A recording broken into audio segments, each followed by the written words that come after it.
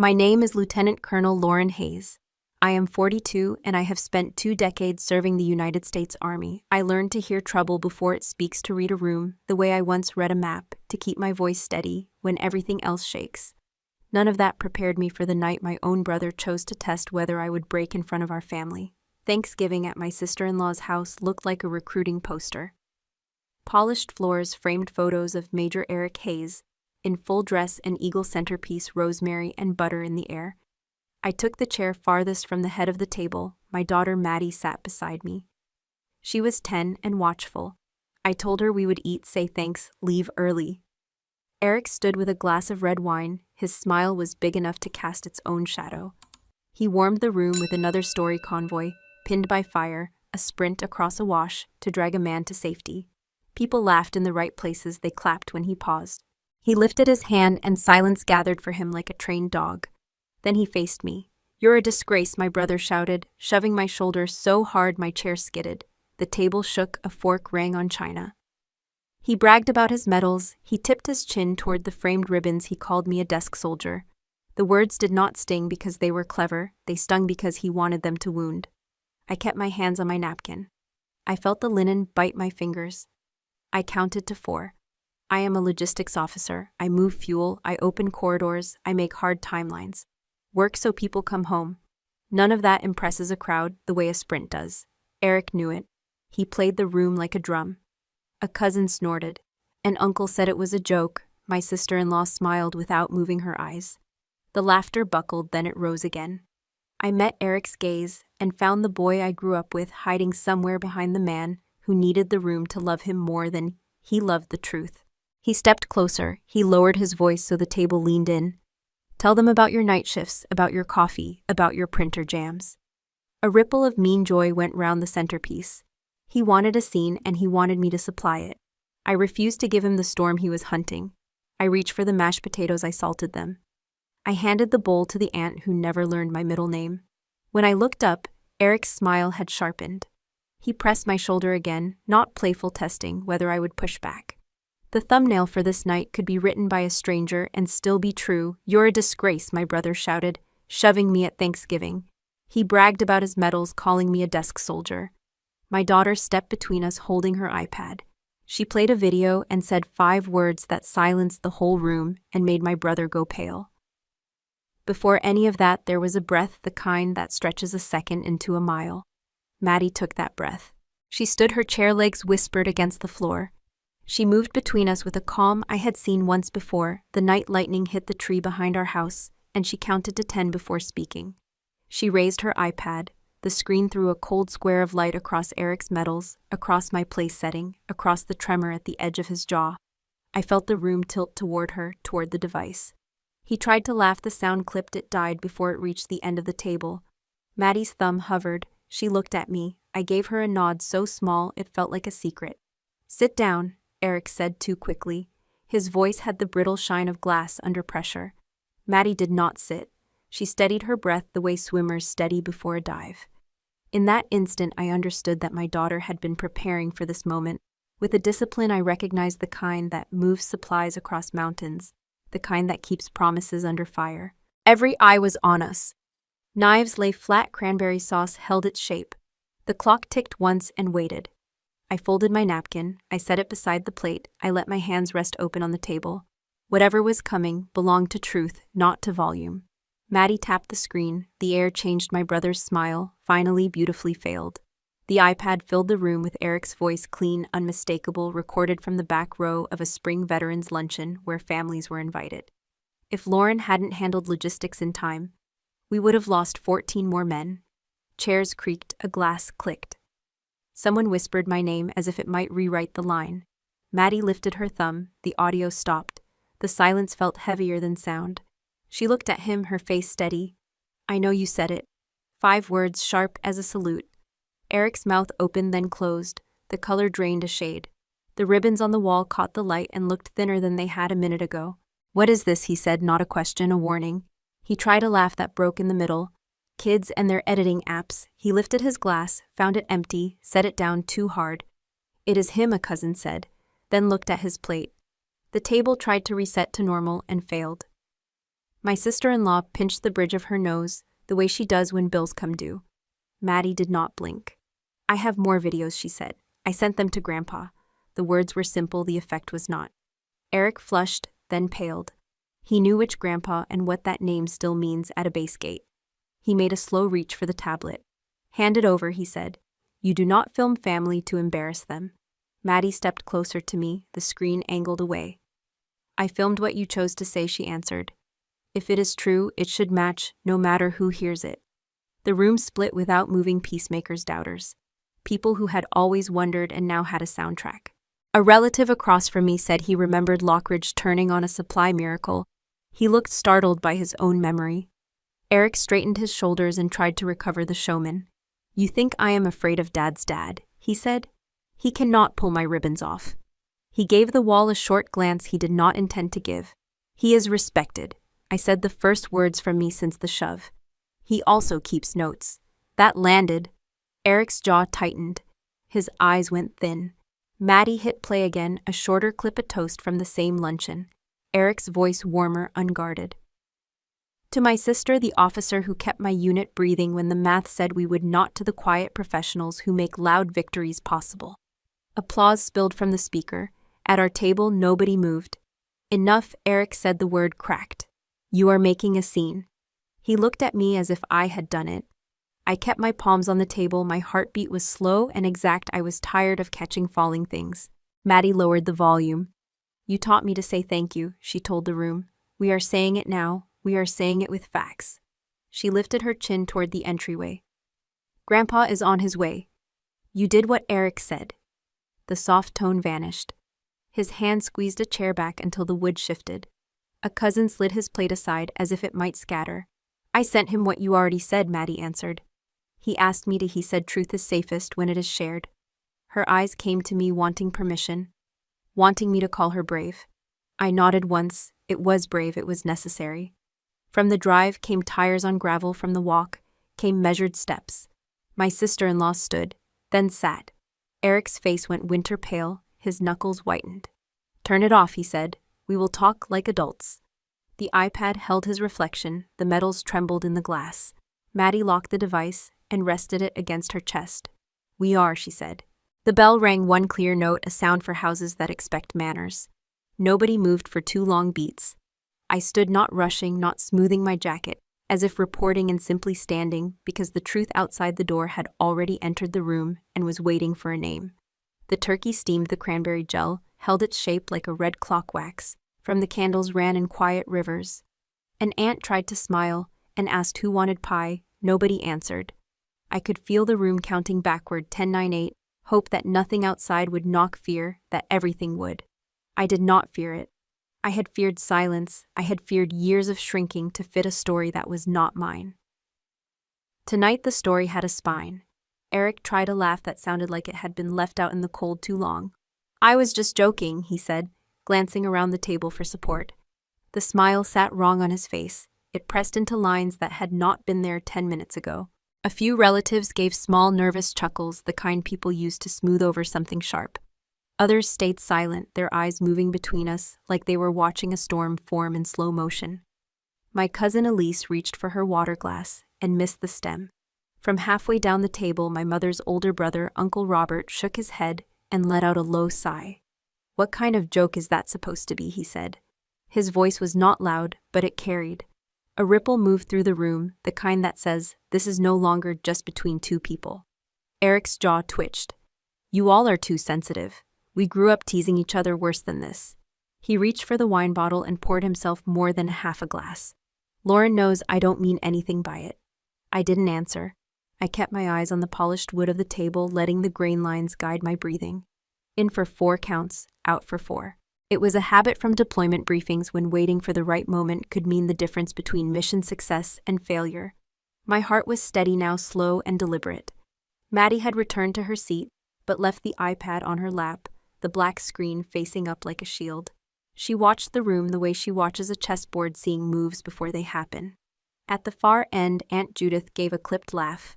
Boys will be boys, she said, as if that settled it. Across from her, Robert's wife muttered, men will be men, and that's the problem. It was soft, but the words made 3 heads turn. Eric lifted his glass in mock salute. See, everybody's got an opinion. Let's not make this bigger than it is. He took a long drink and set the glass down harder than necessary. The thud rattled the silverware. I could feel the tension gather in my shoulders, not from what he said, but from the way he needed to own the space. My silence was not surrender, it was calculation.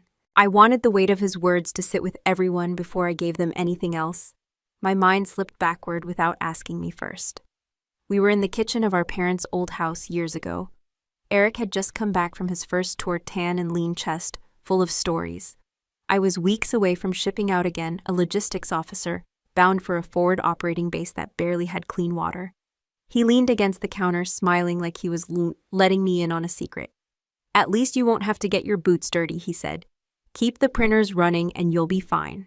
It was the first time I realized he saw my role as less than his. I had laughed it off then, thinking it was just sibling rivalry stretched into adulthood. But the look in his eyes that day was the same one I saw tonight, a mix of pride in himself and disbelief that anyone could respect what I did. The flashback faded, replaced by the clink of glassware as someone shifted uncomfortably. The cranberry sauce had started to melt at the edges, the neat ridges softening, and it felt like a metaphor for the conversation order losing its shape under heat. Come on, everyone, Eric said, now leaning back like a man who believed the moment was passing. Let's eat. This turkey isn't going to carve itself. He reached for the knife, reclaiming the role of host. But Robert wasn't done. You can carve the bird, Eric, but you can't carve up people's service to make yourself look better. His eyes flicked to me for the briefest second. Especially not in front of the next generation. Maddie's cheeks flushed, but she didn't look down. Eric's smile thinned. You think I don't respect my sister? You have no idea what we've been through. I could have stepped in, could have told Robert to let it drop. Instead, I stayed still, letting Eric fill the air with his own words. The more he talked, the more the room shifted under him. The quick laughs had vanished, replaced by the scraping of forks on plates and the occasional throat clearing. I folded my hands in my lap, letting the weight of the moment sit. The lesson from years in uniform was simple. Sometimes the best tactic is not to fire first, but to let your opponent expose the gap in his own defenses. Tonight, Eric was doing that without my help. And I knew by the way Maddie's thumb rested lightly on the corner of her iPad screen that she was ready to close that gap when the time came. Maddie did not argue with anyone. She opened her iPad and woke the screen with a quiet tap. A grid of thumbnails appeared. The folder title read, For Mom. The icons showed living rooms, banquet halls, church basements with folding chairs. She scrolled. Each clip had a date, recorded. She chose the luncheon from last spring, Veterans Hall, cheap bunting, a podium that wobbled. Eric raised a paper cup and laughed about a fuel convoy that made it through a choke point. Then his tone softened. He glanced down as if reading a note he did not want the room to notice. He said my name. He said my planning kept his platoon from bleeding out on a road that looked harmless until it swallowed trucks. Maddie swiped to the next, a birthday barbecue at Aunt Judith's aluminum trays and a flag cake. Eric stood by the grill telling two former squad mates how awards committees loved loud heroics. He said quiet math saves more lives. He pointed with the tongs toward the house and said his sister had done quiet math for years. The men nodded. The clip ended when smoke puffed. Another video, the church basement after a memorial, coffee and paper cups, people tired from holding their faces together. Eric told a chaplain that Lockridge would have been a body count without a logistics pivot. He mimed drawing a route across the air. He did not see Maddie on the far bleacher bench. She held the iPad low like a book. A motif emerged on the screen, the way it had already emerged in my life. Truth arrived when he forgot to perform. Admission slipped out when the room felt small and safe. The clips were not traps. They were mirrors that caught him between poses. Across the table, Eric's eyes cut left, then right, tracking who believed the screen and who believed him. You are taking snippets, he said. His voice rode up a half step and did not come down. He pointed at the iPad as if volume might break it. Out of context, out of respect. Maddie did not flinch.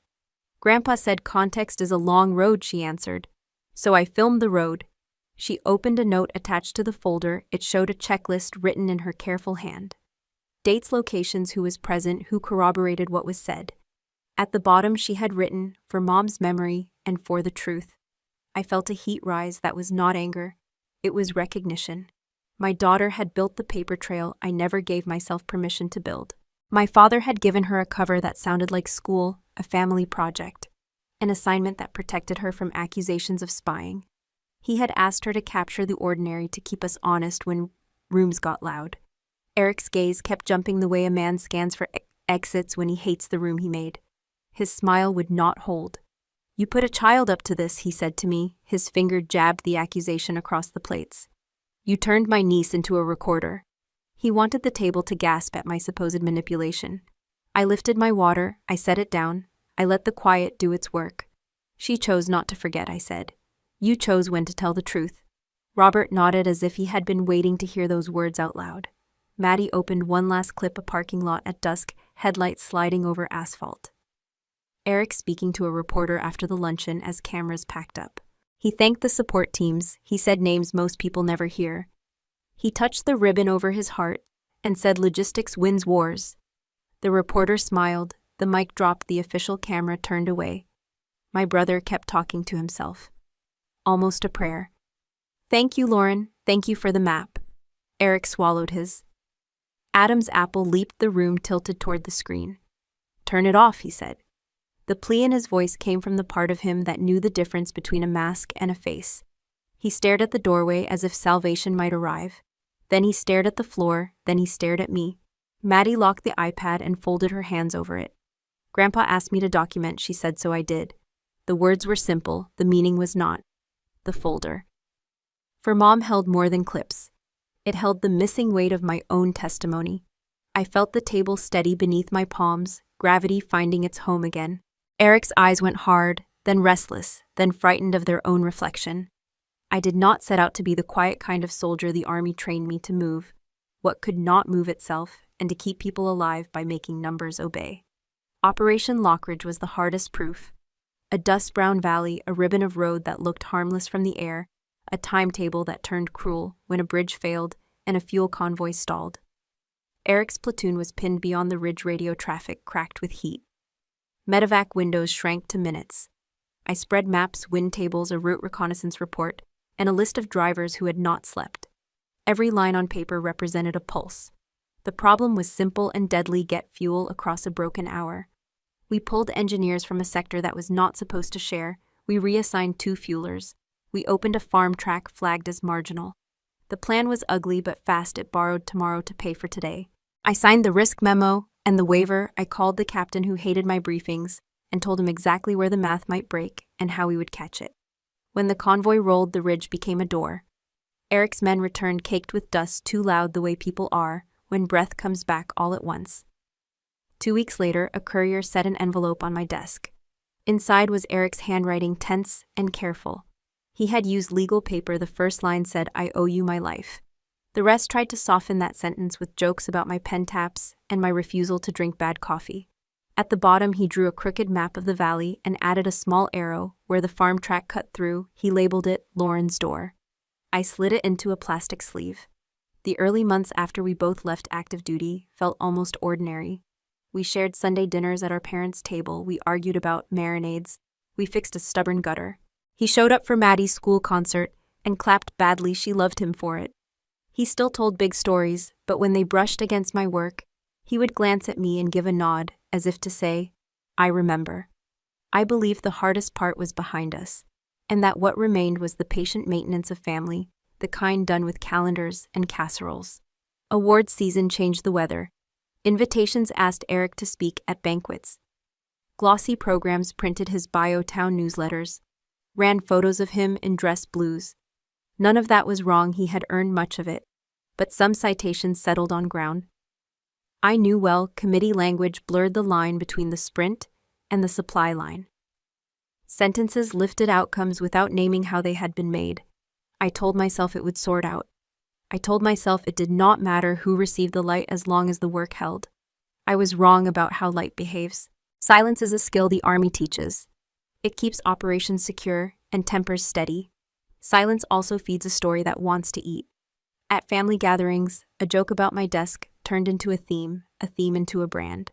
Eric was the doer. I was the clerk who kept pens aligned. People laughed because the picture was simple and because he looked happiest when they did. I let it pass, believing the record would outlast the party. Records do last, but parties repeat what is said. For effect becomes memory if you let it. There were nights I walked past the plastic sleeve and considered the frame I had promised it. I had not hung it because the letter felt private and unfinished. It belonged to a version of us I wanted to preserve. When I finally showed it to Maddie, she photographed it without flash, her small hand steady.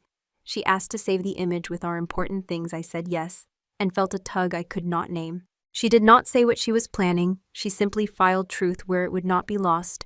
She guarded it like a map.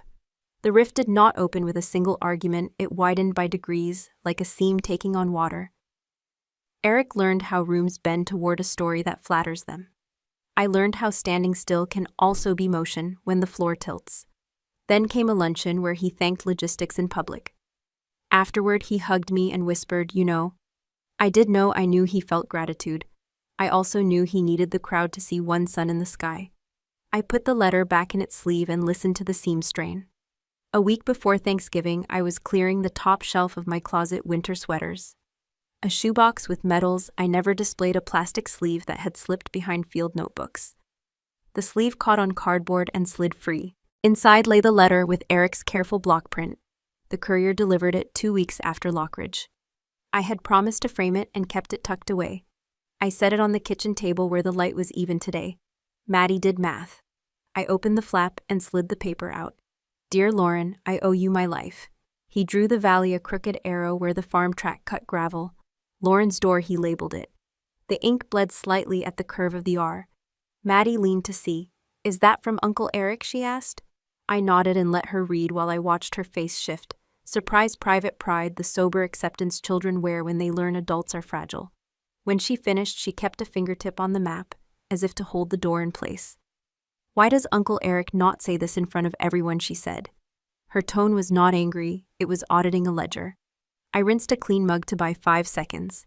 "People tell different parts of a story depending on the room," I said. "Sometimes they mean to mention all the parts. Sometimes they forget. Sometimes they think it is safer to keep the circle small." She tilted her head. "Safer for who?" she asked.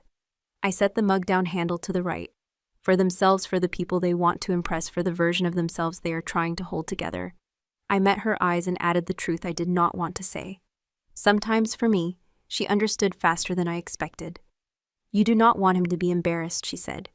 "You think if you stay quiet, everyone stays okay." I could have argued nuance. I could have said careers fray over things smaller than credit lines. I could have said we were raised to keep family business inside the fence. I only said, "Something like that?" Maddie looked down at the signature, at the crooked map, at the sentence that did not disguise itself. She reached for her iPad, opened the camera, slid the letter level with the table edge. "For our important things," she said. "So you will not forget." "I do not forget," I said too quickly. The words hung there. She tapped the shutter, the image captured with a soft click. She added it to a folder titled "For Mom." The gesture was small, the meaning felt large, a child assigning order to a truth an adult would rather shelve. I thought of how often I had promised to frame the letter and how often I decided the frame could wait. I told myself it was private, that displaying it would turn the house into a corridor of proofs. The real reason was simpler frames make stories solid. A solid story is hard to ignore when people prefer brighter edges. Maddie saw through that in a minute. She asked to take one more photo, a close shot of the line, "I owe you my life." I said yes and steadied the page with 2 fingers.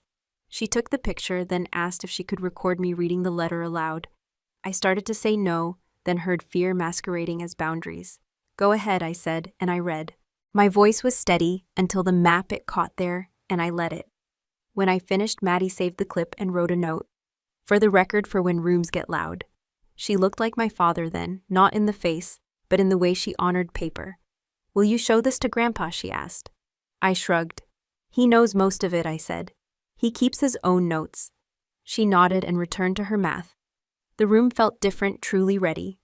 I slid the letter back into its sleeve, and this time I did not return it to the closet. I put it on the bookshelf beside the cookbooks and the small box where we keep spare keys. Maddie stood on tiptoe and straightened the sleeve so the title line faced out. "There," she said, "now it can watch us back." That night I dreamed of the valley and the road that splits it. In the morning, the sleeve still waited on the shelf, visible, unignorable, and I understood that the crack between me and my brother had become something I could measure, not yet a break, a line that would not mend by itself. Maddie's last words were still hanging in the air when a sharp knock rattled the front door. It wasn't the polite, tentative kind you get from a neighbor returning a borrowed rake. This was firm, measured, and unmistakably official. The chatter in the dining room froze mid-breath. My chair scraped back before I realized I had moved.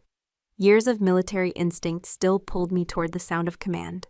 I reached the hallway and saw a familiar silhouette through the frosted glass. Broad shoulders, upright posture, a cap tucked neatly under one arm. I opened the door.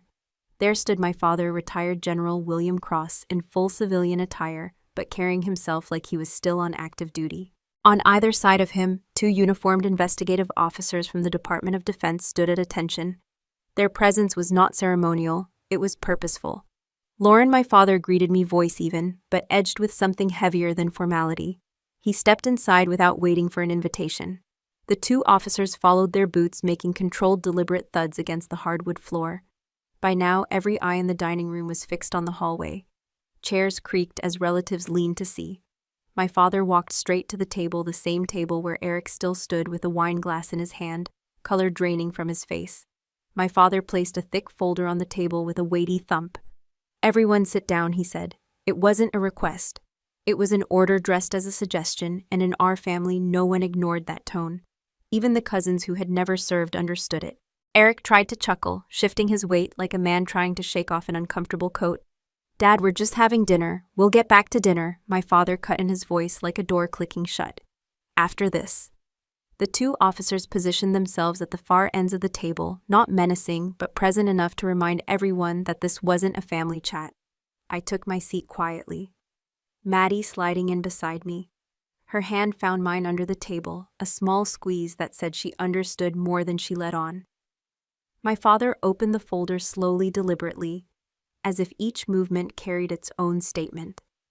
Inside was a stack of documents interspersed with printed stills from videos I recognized by their frozen frames. Eric in a meeting room, Eric at a veterans event, Eric leaning over a podium with a beer bottle nearby. "I've been holding these for a while," my father said, flipping the first page toward himself, scanning it before speaking again. "But given the way this evening has unfolded, it's time to lay them on the table, literally." Eric shifted in his chair, his jaw tightening. "This is ridiculous." My father didn't look at him. "What's ridiculous," he said, "is rewriting history to suit an audience." He placed one of the printed stills in the center of the table. Beneath it was a transcript excerpt. Eric's words in his own voice acknowledging my role in an operation that saved lives. The room went still, even the clink of silverware had vanished. Eric tried again, his voice slightly sharper now. "Dad, this is not the time." "This is exactly the time," my father interrupted. His eyes, steel gray and unwavering, locked on Eric. "Because truth doesn't wait for a convenient moment. And neither does accountability." One of the officers stepped forward, placing a small portable recorder next to the folder. "Per your request, General," he said quietly. My father nodded once, not breaking his gaze from Eric. I could feel the air compress around us. The Thanksgiving warmth, the smell of turkey and cinnamon had been replaced by something electric, a current that hummed under my skin. Maddie's fingers tightened around mine. She wasn't scared. She was steady, watching. My father took a breath, leaned his palms on the table, and scanned the room. "No one here is on trial," he said. "But everyone here is a witness, and before this night ends, you'll all know the truth about Operation Lockridge, about who did what, and about why certain people in this family deserve more respect than they've been given." The words hung in the air, heavier than any toast or prayer we'd spoken that night. Eric swallowed hard, his eyes darting toward the door as if calculating an exit. But there wasn't one, not anymore. The truth had been ushered in, and it had a seat at the table. I sat perfectly still, my breath measured, letting the weight of the moment settle into the wood grain under my hands. Dinner was over. Something far more enduring had just begun. My father didn't waste time. He opened the folder wider, laying out the first page for all to see. "This," he said, tapping the heading with his finger, "is the official after-action report for Operation Lockridge, at least the one that made it into the archives." The page looked familiar at a glance, but as he began to read, the details twisted. My role had been reduced to a passing mention. My name was buried deep in the logistics section, a single line in an ocean of text. This version, my father continued, was edited after the original submission. The name of the strategic planner was removed entirely, the sequence of events was altered, and critical decisions, including the one that saved 14 lives, were reassigned to another individual. He didn't have to say the name. Every pair of eyes in the room knew who it was. A ripple of unease passed through the table. Aunt Marjorie pressed her napkin into her lap and looked down. Cousin Peter glanced toward me, then quickly away, his expression somewhere between shock and guilt. Eric cleared his throat, forcing a thin smile. Look, sometimes reports get revised for clarity. It's just a matter of rewording to make them more readable. It's not serious. My father's voice cut through the air like a blade. He turned another page, revealing a signed witness statement from a sergeant who had been in the field with us. Here is a sworn account given under oath detailing the actual chain of command that day. It names you, Eric, as the acting operations officer, yes, but it also states that without Lauren's logistical timing, the extraction would have failed. That statement was never attached to the final file. Eric shifted in his chair. You're making it sound like some conspiracy. It was just administrative cleanup. My father gave a short, humorless laugh. Administrative cleanup does not erase authorship. It does not remove a name from a record without explanation. And it certainly doesn't alter the testimony of multiple team members. He spread out 3 more documents, each bearing signatures I recognized. Men and women I'd served with, each one affirming the same truth. The room had gone uncomfortably silent, save for the faint hum of the dining room light. The turkey sat in the middle of the table untouched. Eric exhaled sharply, as if this was all an inconvenience. Dad, you're blowing this out of proportion. The outcome was the same, wasn't it? We got the job done. The medal was for the unit, not just me. Vertical spike. My father reached into the folder again this time, drawing out a clear plastic sleeve containing a single piece of paper, thick cream-colored with an embossed seal at the top. He slid it across the table until it rested directly in front of Eric. This, he said, is the original award citation for the Distinguished Service Medal you wear on your dress uniform. Notice the date. Notice the wording. Eric didn't touch it. My father continued now. Here. He placed a second document beside the first. Is the revised citation the one filed after the report was changed? The first lists the award as pending joint recognition between you and Lieutenant Colonel Lauren Hayes. The second removes her name entirely and attributes the operational success solely to you. Gasps sounded around the table. Uncle Richard muttered something under his breath, and even the cousins who had been glued to their phones earlier were now staring at the papers like they were radioactive. That, my father said evenly, is falsification. Paper, ink, proof. Eric's mouth opened, but no words came out. His face was tight, his eyes flicking between the 2 documents. It's not uncommon, he tried at last. His voice quieter now, for awards to be rewritten before final approval. It's part of the process. Part of the process, my father repeated slowly, is ensuring accuracy, not theft. I sat very still, my hands folded in my lap, my pulse steady. The military had taught me that when the truth is on your side, you don't need to shout. You let the facts do the talking. Tonight my father was doing that for me. One of the officers stepped closer, producing a small envelope from his jacket. General Cross, he said, handing it over. My father opened it and withdrew a letter, an official statement from the Department of the Army, confirming that the original medal approval had indeed been a joint recognition. The alteration had been made post-approval without proper authorization. He read the key line aloud. This modification was conducted without the consent of all relevant parties and is therefore in violation of military award protocol. The weight of the words settled like a storm cloud over the table. Eric's fingers drummed once against the wood, then stopped. He looked smaller now, like the air had gone out of him. My father closed the folder and leaned back slightly. You can keep talking about rewording and process, Eric. Or you can start being honest about what you did and why. No one spoke. Even the clock on the wall seemed to have muted itself. The evidence was on the table. The choice, however, was no longer his alone. After the documents hit the table, my mind did what it always does under fire. It moved backward along the path that brought us here, checking each step for where I chose quiet over clarity. The first time I let Eric keep a story was a barbecue behind our parents' house. He told the neighbors how a route opened like a miracle. I knew the paperwork, the phone calls, the compromises that made that miracle look effortless. He looked at me for the punchline. I smiled and sliced a watermelon. The moment passed, and the story hardened around his grin. I told myself the choice was generosity. Keeping the family image tidy seemed like a duty our parents had taught us, that neighbors did not need to see the arguments that live between siblings. Silence was a form of service. That was the story I used to pay the bill for my discomfort. The bill kept rising. At church, at school, at veteran breakfasts, Eric discovered how rooms lean toward a single star. Each time he stepped under the light, I shaded the corner where I stood and held my tongue. It was not that he always lied. Often he told the truth, he just told the bright part, and skipped the scaffolding. People love a clean line. Logistics is scaffolding, it holds the weight so the finish looks smooth. I lived in that scaffolding for 20 years and came home fluent in weather reports and spare parts. None of that made for applause. So I learned a second language: nod and let the applause go by. Keep the peace, because peace keeps children safe. Maddie became my mirror. She would watch faces as I watched roots. When laughter cut a little too sharp, she squeezed my hand under the table. I squeezed back a code that meant we were fine, even when we were not. My father saw more than I wanted him to see. He never told me to fight. He only asked whether the record on paper matched the record in the room. I said it would eventually. Eventually is a loyal word that often hides a wish. There were times I almost spoke. One winter, a reporter asked Eric who built the evacuation window that let his platoon slip through a closing gate. He turned the answer into a toast for the camera. Thanked the nameless teams who keep the machine humming. He was not cruel that day, just careless with the idea of names. I stood behind the lens and felt my throat tighten, then I clapped with everyone else. Later, I wrote a note to myself, framed the letter. I put the note in a drawer. Family dinners trained me to reload the dishwasher of conversation.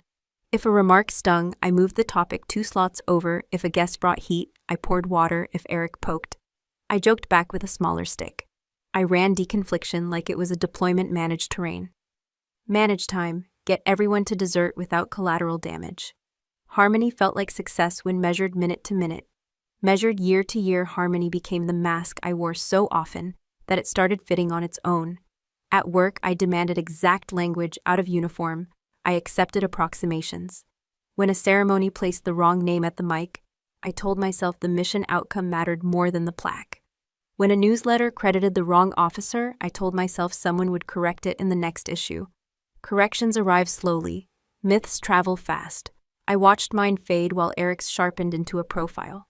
What I did not see then was how my silence trained him. Each unchallenged joke set a new floor for the next one. Each polite shrug taught the room which version to believe. I thought I was protecting family, but I was protecting a story that was eating us. The boy I loved was still inside the man, but the man liked the echo. I did not want to be the one who turned the echo off. The letter should have been my compass. Instead, I treated it like a keepsake, precious and private, something to touch when I needed proof that my memory was still mine. Maddie refused that smallness. She filed the image, she asked hard questions, she practiced honesty like it was a drill. Watching her do what I would not do made me proud and uneasy at once. Pride won tonight, unease had its years. I see that now as I sit at this table, the folder open the room, listening my daughter steady at my side, and I accept endurance without truth is not peace, it is surrender today. Grandpa did not hand Maddie a camera and send her hunting for trophies, he handed her responsibility. One Saturday in his garage, while they changed the battery on his old truck, he asked about school. She asked about maps. He asked what she believed a record was for. When she said it was for remembering, he shook his head and said it was for accountability. Remembering is a side effect.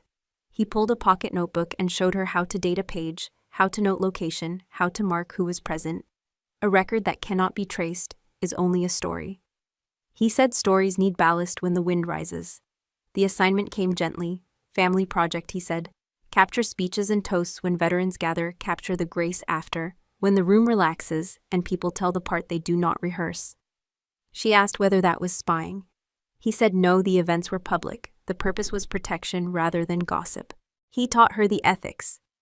I taught my soldiers obtain what you need without harm. Verify before you speak. Store copies where time cannot erase them. She began at a backyard cookout hosted by a sergeant who now ran a hardware store. Eric argued near the folding table about tactics and logistics with 2 men from his bunkhouse. Maddie sat on the steps, iPad angled like a book. The clip begins with laughter, then Eric drops his voice and admits the plain truth that his best moves rode on schedules he did not write. A dog barked, the camera stayed steady. Next came the spring veterans luncheon. Families were invited, the podium wobbled, the sound system buzzed. Eric lifted a paper cup and made a toast that named the quiet people in me. Maddie filmed from the back row and caught the sideline afterward when the official camera turned away and Eric spoke softer. She tagged the clip with time and place. There was a Wednesday memorial in a church basement, weak coffee-tired grace. Eric traced Lockridge in the air and said pivot looking down. Maddie recorded 2 short segments she logged recorded with permission. At Aunt Judith's birthday barbecue, Eric used tongs like a baton and told 2 former squad mates that award committees prefer thunder. He tapped the grill and said the storm was often a front for pressure someone else predicted.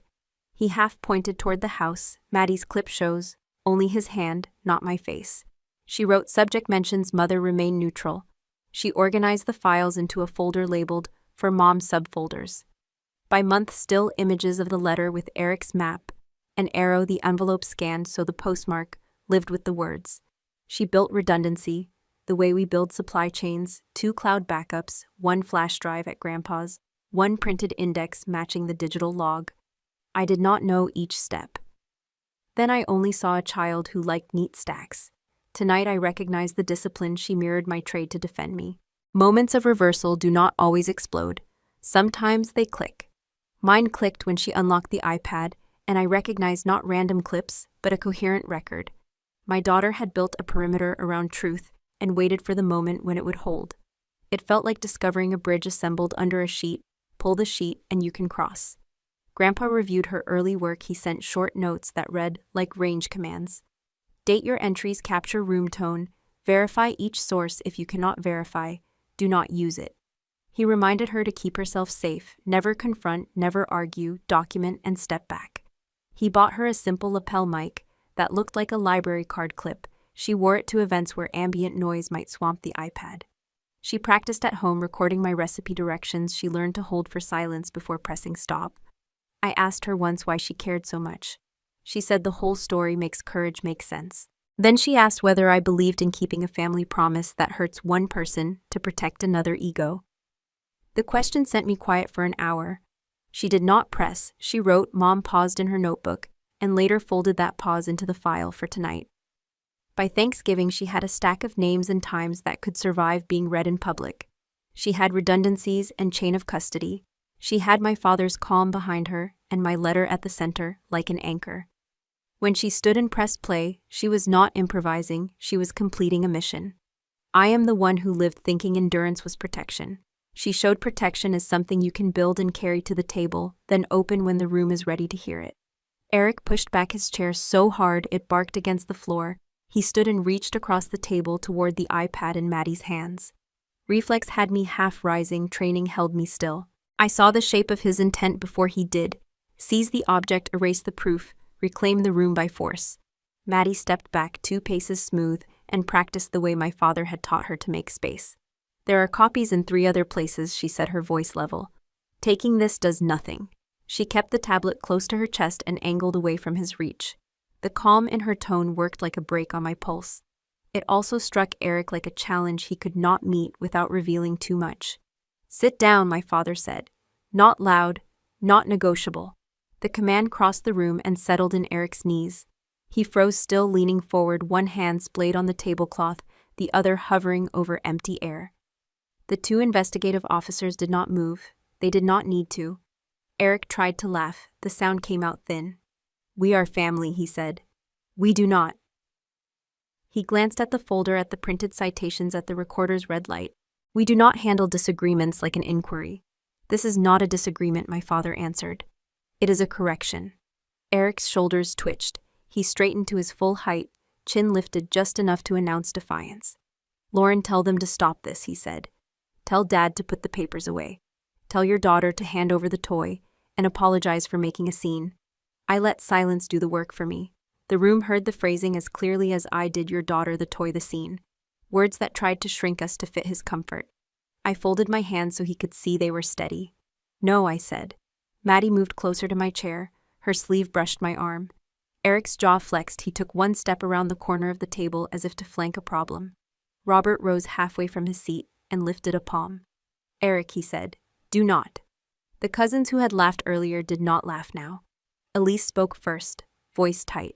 You pushed her, you called her a disgrace at Thanksgiving. That is not a joke. Across from her, Aunt Marjorie whispered, You cannot take medals by editing other people out. The words landed with more gravity than volume. Eric's eyes jumped from face to face, hunting for a friendly harbor and finding water. You all think you know, he said. You do not know the half of it. The press calls the speeches the pressure, the fear. That if you do not play the part, everything you bled for disappears. He looked at me, and for a flash, the boy returned. Then the mask slid back in place. I earned what I have. My father tipped a page toward him. You earned much, he said. And you took more. He tapped the second citation, the one that carved my name away. Sit. Eric stayed standing as if gravity had become a dare. I will not be humiliated in my sister's shadow, he said. Not in this house. His voice cracked on a house. You are not in her shadow, Robert said. You are in your own. He pointed lightly at the paper. And it is longer than you believe. Eric's wife, who had been silent since the knock, finally spoke without looking up. Stop, one word, exhausted, honest. You told this story, make it right. He set his hands on the chair back as if anchoring himself for a storm. I will explain after dinner, he said. We can settle it quietly. My father shook his head. Quiet built the problem. He gestured to the officers but did not need them. Sit. Eric sagged, then caught himself. Pride stiffened his knees. He took another step toward Maddie, softer now, palm open. Please, he said to her, not to me. Give me the device, I will return it. Maddie shook her head. I will keep it safe, she said. It is not just yours. She looked to me, I nodded once. A scrape of chair legs sounded as two relatives stood at once. Peter faced Eric with hands low. I was wrong to laugh, he said. I am not laughing now. Elise added. Neither is anyone else. Eric stared at the iPad again, then at the folder, then at my father's eyes. The room offered him a choice, and watched him measure it. He lowered his hand in increments like a man easing a weapon to the ground. His chest lifted, then fell. The performance finally losing air. A thin, defeated hush following. He did not sit. Not yet. But the fight that had animated him a minute earlier drained to a thin line around his mouth. The officers remained statues, the recorder's light went on blinking, the turkey went on cooling. I breathed in for 4, out for 4, and waited for the final move he would try before the reckoning began. My father fixed his gaze on Eric and spoke in a tone I had heard on parade fields and in hospital waiting rooms, the sound that says there is still time to choose the better road. You do not need to tear your sister down to lift yourself up, he said. Respect is not a zero-sum ration. The sentence settled across the table like a folded flag. Eric's mouth-thinned color had drained from his face, but pride still held his posture. He looked not at me but through me, searching for a version of the story that would carry him out of this. The room gave him nothing back. A chair scraped. A man in his 50s, hair, cut to regulation, rose. I knew him from town, but not by name. He had a scar pulled like a thread along his jaw. I was at Lockridge, he said. Voice roughened by sand or cigarettes. She saved us. He did not point, he did not dramatize. He just offered the line as a fact, and sat down again, eyes steady on Eric. The effect was not loud, it was tidal. Heads turned, someone muttered an apology in my direction. My sister-in-law covered her mouth with her napkin. The cousins who had made nervous jokes stared at their plates like students hoping not to be called on. My father opened the folder once more and placed a final page on top, a corrective memo, already drafted for the awards board. This goes in tomorrow, he said. It restores the joint citation, it corrects the record, it includes the witness statements. He slid a pen across the cloth toward Eric. You can sign here acknowledging the facts, or you can refuse and watch the board move without you. Eric did not reach for the pen. He looked at me for the first time that night, as if I were a language he once spoke and no longer could. The silence in the room deepened until I could hear the small noises of the house, the heat cycling. Say something, Aunt Marjorie whispered to him. Say you are sorry. It was not a demand. It was a plea from a woman who had patched 1,000 small family wounds and knew this one would not take a bandage. His jaw worked. I did the work, he said, like a man repeating a password that no longer opens a door. I carried men. I went where it was hot. The speeches keep money flowing to the programs. If I am not the face, the calls stop. You can be a face without stealing a name, Robert said. You do not have to choose theft to choose service, he swallowed. I did not think it would hurt her. His eyes found mine. He flinched the way people flinch when they realize they have smashed something that was holding them up. I thought she wanted quiet. I wanted accuracy, I said. And I would have accepted silence if it did not require erasing me. My father gave a small nod, as if that line confirmed his map. He pointed to the memo again. Sign. Eric's shoulders sagged, the posture of a man who knows. The fight is not winning him anything he wants to keep. He reached, then drew his hand back, then reached again. His lips pressed thin. The pen waited. Vertical spike, a silence so dense it felt like a pressure suit. Chairs did not creak, candles did not flicker.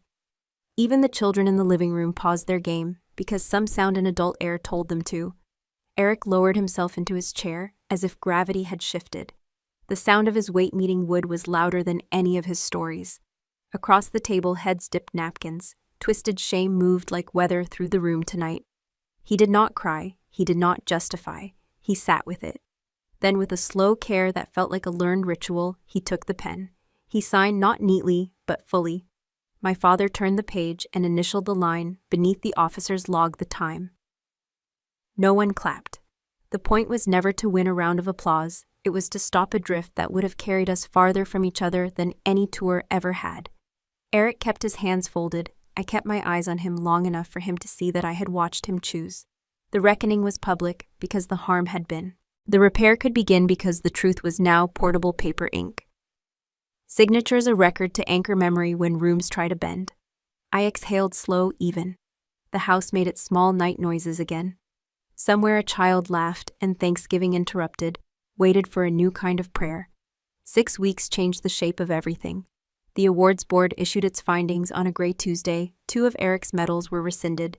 His reserve status was suspended pending review. The memo avoided adjectives it referenced, altered paperwork, unauthorized edits, and violations of protocol. It cited witness statements and dated records. It named Operation Lockridge and restored joint credit. I read the decision once in my office, then again at the kitchen counter with the kettle warming. The words felt steady in my hands, not triumphant, not vengeful, balanced. A separate envelope held my own correction, a formal commendation letter delayed by the revision. It recognized the logistics plan and cross-sector coordination that opened an impossible window. I set the letter beside Maddie's homework and called her in from the porch. She read it aloud, careful with the long titles. She smiled in a way that reached her eyes. She asked whether we could frame it. I said yes. She returned with the photograph she had taken of Eric's old note. She taped it above the desk for now. They belonged together, she said. I agreed. The new certificate would live beside the map. He drew the past, and the correction would share light. Word traveled faster than the official mail. Veterans sent short texts, proud of you, about time. Thank you for keeping us honest. A sergeant I had not seen in years left a message that ended with a breath. He said he slept better knowing the record matched what he remembered.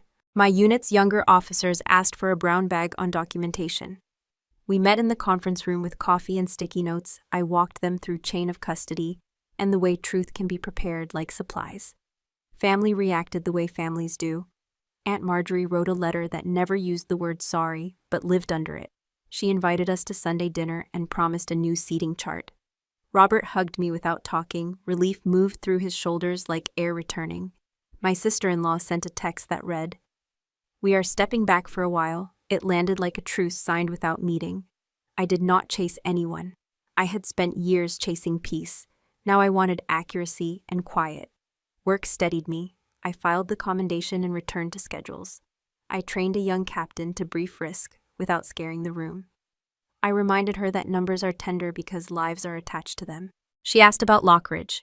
I told her the facts. I told her that sometimes you will carry the water while someone else carries the flag. Carry it anyway. Keep a copy of the route. At home, we made small rituals. Maddie and I cleared a space on the living room wall. We hung the new frame and the photo of the letter at the same height. We measured twice to keep the lines true. She tilted her head, straightened the frame by a hair, pronounced it good. That night, she said the wall looked like a promise. I felt the house exhale. It felt right. The reserve unit posted a notice regarding Eric's suspension. It named policy and process. It did not mention me. That was right. Accountability should correct the system, not feed a feud. I avoided comment threads. Friends warned me some would say I had destroyed a career, others would say I had finally defended my own. Both would be wrong. The career he must rebuild belongs to him. The integrity of the record belongs to everyone. On Saturday, we drove to Grandpa's. He poured tea and set out shortbread. He asked whether I had slept. I said yes. He stood before the wall where his citations hang and told Maddie that records are like load-bearing beams. They keep the house from twisting when storms push. He saluted her with 2 fingers. She returned it proud and shy at once. Before we left, I moved the framed letter from its temporary hook to the living room. It joined the commendation where sunlight could reach them both. Paper and ink are fragile still when you place them where people can see they carry weight. I touched the glass once with my palm and felt no drama, only steadiness, only relief that the ground no longer tilted. That night as we washed dishes, Maddie asked whether Thanksgiving would ever feel normal again. I told her normal is a moving target. What matters is that we can name what is true without whispering. She nodded. She dried the glasses. She hung the towel straight.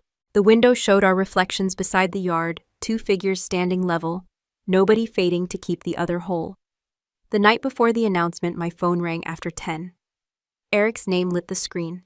I let it vibrate once, then answered. He did not clear his throat. He said, "I am sorry." The words came flat like metal on a table, not dramatic, simply placed to be weighed. "Are you sorry you were caught?" I asked, "or sorry for what you did?" A long hush followed, a man measuring himself against a mirror. I could hear his jaw click. Distant traffic moved past his house. Finally, he said, "Both in different ways. I thought I was protecting momentum. I was really protecting an image." I stood at the kitchen window and watched our yard hold my reflection. "What do you want from this call?" I asked. "Absolution," he said, then corrected himself. "No, that is not fair. I want to say I knew better and did it anyway. I want you to hear it from me first." "Tomorrow the board announces," I said. "They will do what they do. You and I will still be brother and sister." The line went quiet. "Does that still mean something?" he asked. "It means we share history," I said. "It does not mean I will pretend not to remember it." He told me he had started attending a veterans peer group in the old armory. He listened more than he talked. The first night he almost left when a younger soldier spoke about envy like a fever. "I did not want to know my temperature," he said. I stayed. They asked for one honest sentence. I said I made myself the only son. I leaned on the counter. "That is one sentence," I said. "What will the next one be?" He let out a breath. "Tomorrow I will stand in front of my unit and say I signed the correction," he said. "I will say the medal should have been shared, and now it is. I will say I harmed our family when I confused audience with truth." Silence stretched without hurting. A lamp clicked on at his place, a door closed.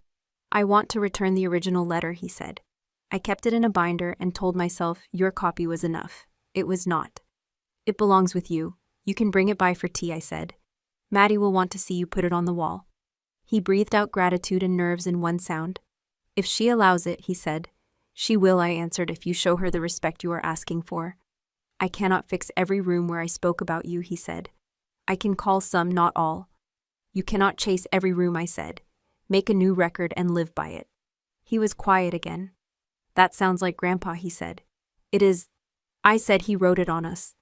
A car passed, light moved along my ceiling like a slow tide. "Will you ever forgive me?" he asked. I did not answer quickly. Forgiveness had been used like a solvent in our family. Pour it everywhere and pretend the fabric was new. "I do not know," I said. "Forgiveness is not a switch, it is a practice. Tonight I can offer clarity. I will not carry your shame to keep you comfortable. I will carry my dignity, and you will carry your work." He accepted that. "Then I will work," he said. The group meets Thursday nights. We repair old wheelchairs for the clinic on weekends. It is small, I am present. Something shifted inside my chest. Not trust, an opening. "Tell me one thing you learned," I said. He took time. "That being the face is easier than being a person," he said. "And that envy is hungry and never full." He paused. "I miss my sister." The kettle clicked off, steam rose. "You can miss me while I keep boundaries," I said. "Both can be true." He agreed. The word sounded honest. Before we ended, I asked him to repeat what he would say to his unit. He recited like an oath. He did not reach for applause. When he finished, he added one line. "I am sorry to you, Lauren Hayes, not as a headline, as your brother." It landed where it needed to land, not absolution, a first step. We hung up, the kitchen stayed quiet. I looked at the wall, the commendation, the photograph of the letter, the space we left for whatever came next. I did not feel victory, I felt alignment. I texted Maddie, "You did good work." She replied, "We did." I let the thought take root. Consequences are not the end of love. They can be the beginning of adult love, the kind that tells the truth and stays. Outside wind moved the oak leaves against the dark, steady sky. I started my new post 2 months after the board's decision, a nonprofit on the edge of town that helps service members cross the narrow bridge between uniforms and civilian shirts. I work in operations intake documentation job pipelines, the same bones as logistics, except now the cargo is people learning to carry their own weight again. On my first day, the director handed me a keyring and said the mission is simple: make sure no one falls through a gap we can close. The office sits in a converted warehouse with tall windows and a floor that remembers forklifts. We set up a quiet room for calls with the VA. We keep a bulletin board where openings rise and fall like tides. I taped a process map across one wall, green for housing, yellow for medical, blue for training, red for any point where a client feels alone. Staff walk the lines with me every Monday and ask whether the flow makes sense. When we change a step, we write the reason on an index card and pin it by the map so no decision hides. I run a weekly workshop called Paper and Dignity. We teach how to build a record that speaks clearly. Discharge papers, award corrections, letters of employment, copies stored in 3 places. I tell them accuracy is a kind of shelter. A clean file can stop a storm at the door. A young corporal brought a citation listing the wrong unit. We fixed it and he stood taller. A medic learned her hours had not been logged. We helped her reconstruct them, and the hospital moved her interview forward. Small repairs travel far when someone needs steady ground. Maddie asked to help after school. She designed a checklist for our clients' dates, locations, witnesses, where the backup lives. She printed it on sturdy paper and added a small box at the bottom that reads, "My story in my words." Veterans fill it slowly, some in a single sentence, some in a paragraph that sounds like a first breath. She sits at a corner desk and scans documents. She renames files with clear titles. She refuses to let anything hide behind vague labels. When a client thanks her, she switches credit back to them. "You did the work. I just kept the folder honest." Above my desk hang the framed commendation and the photograph of Eric's letter, the crooked valley, and the arrow he called Lauren's door. Visitors notice the map before they read the certificate. They ask what the arrow means. I say it points to a decision: keep moving even when the road is not pretty. The motif steadies me, paper and ink, a visible promise that work done quietly matters. I do not hide the letter and I do not weaponize it. It is there as witness and compass. Sundays look different now. We drive to the community garden and lift soil into beds. Maddie plants tomatoes with a precision that keeps the rows square. We bring seedlings to a veteran who lives 3 streets over. His hands shake when he waters them, yet the plants do fine. My father joins us some weekends. He keeps the hose from kinking and tells stories about radios the size of bricks. He checks the frames in our living room each visit, not because he doubts they are straight, but because he enjoys confirming that truth can hang where everyone can see it. Eric called once to ask for a point of contact at our nonprofit. I gave him the front desk number and the name of our peer lead. He did not ask me to smooth anything. He said he would take whatever slot was open. 2 weeks later, I heard he was helping a client rebuild a resume, 1 line at a time. I noted the report and let it be. Redemption, if it is real, does not need a trumpet. It clocks and listens and keeps the shift. Our home has settled into new rituals. We cook on Fridays and invite one guest who needs a quiet table. We ask questions that do not pry and answer truthfully when asked in return. Maddie places a fresh index card by each plate that says, "Welcome," and leaves a blank line. People write names. Sometimes they add a word for the week: steady, hopeful, recalculating. The card goes with them when they leave a slip of paper that says, "Someone saw them and spelled it right." At night, I still run the old breathing count in, for 4 out for 4. It is not fear now, it is maintenance. I tell myself the work is to keep rooms honest. That my job as a mother and an officer is the same as it has always been. Build roots that carry people safely from one truth to the next. When I turn out the light, I look at the wall one last time. The commendation catches a stripe of street lamp. The letter holds its map steady. The door it marks is open and it points home. Maddie is taller now, not by inches alone, but by the way she takes responsibility and hands it back without keeping a piece for herself. She locks the office cabinet each evening, checks the scanner queue, and leaves a note for morning staff that reads, "Confirm backups." I watch her work and recognize the posture of a small soldier who understands that care is a discipline. She is not hard, she is precise. There is a difference, and it matters. I used to think legacy meant a plaque, a title, a photograph in a hallway. Now I think legacy looks like a child who knows how to keep a record straight, a team that can correct itself without shame, a brother who shows up to a volunteer shift and stays until the last chair is stacked. It looks like paper that names the right names and a room that will not laugh at the wrong time. One afternoon, the garden needs extra hands. Maddie and I deliver compost, then walk home by the long route. She asks if I ever miss the tempo of deployments, the way days click when a map is clear and the goal is hard but visible. I tell her I miss the focus, not the separation. I miss the way a team can move as one when trust is earned. Then I tell her the truth that took me too long to say. Building civilian routes can be just as exacting, and the victories arrive quieter but no less real. We pass the old armory. Through the open door, I see folding tables and coffee urns. Eric is inside, sleeves rolled, setting out forms for a peer session. He does not see us. Maddie gives a small wave anyway, the kind you send without asking for one back. I feel the old ache rise and settle. Remembering is not weakness. It is a ledger I balance in daylight. That night, I stand in the living room and trace the arrow in Eric's letter with my eyes. The valley looks smaller on paper than it felt under sun and grit. The door he named was never magic. It was built from weather reports and overtime, and a promise not to leave anyone behind. I think about how close we came to letting credit become a wedge that split the load we were meant to carry together. We did not become perfect. We became accurate. That is enough. Maddie comes in and leans on the doorframe. She asks if I am proud of how it ended.